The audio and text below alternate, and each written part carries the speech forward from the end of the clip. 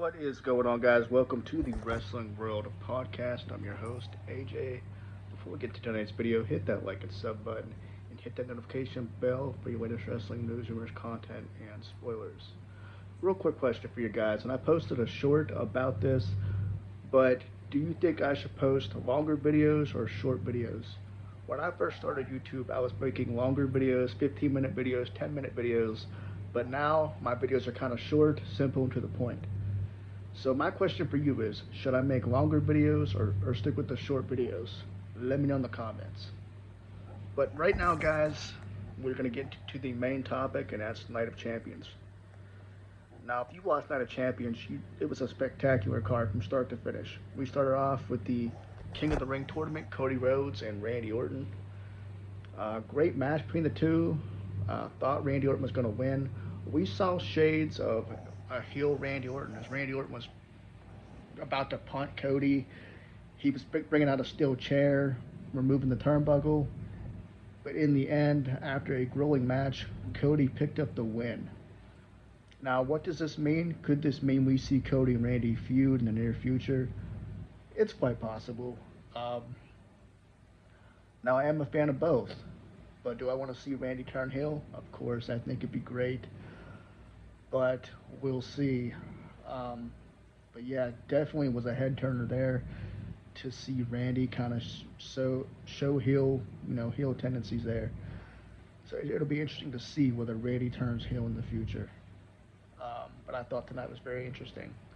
But yes, Cody Rhodes picked up the win. He is now the King of the Ring. He will face John Cena possibly at SummerSlam. That looks to be the plan. But things could change. Who knows? But as for right now, that looks to be the plan that WWE is going towards. So we'll see. Next up, we got Jade Cargill. She picked up the win tonight. She is now Queen of the Ring. Wasn't too crazy about this match. Honestly, didn't pay attention. They said Jade botched a pin. I don't know. But yes, Jade Cargill is the Queen of the Ring, which is kind of cool. Trying to think of who else is on the card, man. We also saw Jacob Fatu and Solo. Wasn't happy about this finish either, as Solo picked up the win. We saw the debut of Hukalo tonight, another, I believe is a Bloodline member, which is kind of cool. Didn't know who it was at first. I thought it was Tama Tonga or something when I first looked at him. But no, it is Hukalo. He was rumored to debut a long time ago. He's been rumored for a while. But it's kind of cool to see him back. Well, not to see him back, but kind of see him in WWE is what I mean. But wasn't really thrilled with this finish, though. Wasn't thrilled with them taking the title off of Jacob, as I feel that Jacob could have had a lot of good matches with the title. I just think it was too soon. When it comes to the two, I think Jacob outshines Solo, so wasn't really thrilled with that finish there. But it is what it is. The Bloodline storyline is going to continue. It's going to go on and go on, but whatever. So who knows? But it is what it is, man. We also saw Rhea Ripley pick up the win tonight in a great match from start to finish, a street fight with Raquel Rodriguez. I thought this match was pretty decent. I didn't mind it at all. Honestly, yeah, I thought last night's street fight between Tiffany Stratton and Nia Jax blew the roof off the place. But this street fight, it was pretty decent as well. Well, last night's Tiffany Stratton and Nia Jax, that was actually a last woman standing match, but that was freaking awesome. I thought Rhea and Raquel had a decent match. Glad Rhea picked up the win, and now she can move on. We also saw Sami Zayn and Karrion Kross in a pretty good match as well. Again, wasn't really happy with this finish, as I thought Karrion Kross needed the win here, and I even said that during my live stream today. I said, Karrion Kross does not need to lose this match. Sami Zayn could afford to lose, but Karrion Kross cannot.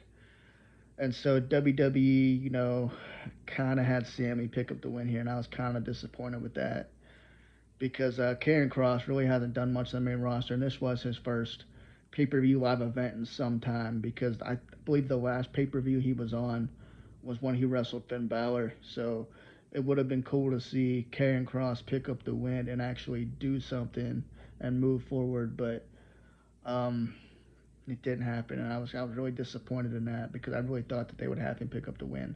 It just didn't happen. But it is what it is, man. What can you do? Um, we also saw the main event, Cena versus Punk. This is the last match, 14 years these guys have had history together. Crazy to see these guys wrestle again, and what a match it was. Wasn't too thrilled with the finish with this match either, but kind of didn't expect anything less. We saw Seth Rollins get involved after, a grueling match between Punk and Cena, back and forth, back and forth. Cena hitting the AA, Punk hitting the GTS, a lot of back and forth, much expected. But yeah, like I said, it was a decent match, and like I said, the last time these guys are gonna go at it, so enjoy it while you can, right? But in the end, Seth Rollins got involved. John Cena hit an AAA on Bronson Reed, and surprisingly, the man still got the strength. He's amazing at what he does. So there's that, and in the end, I mean, CM Punk and Cena shook hands and hugged, but then we saw shades of the old Cena back when he turned heel on Cody with the low blow, and the attitude adjustment.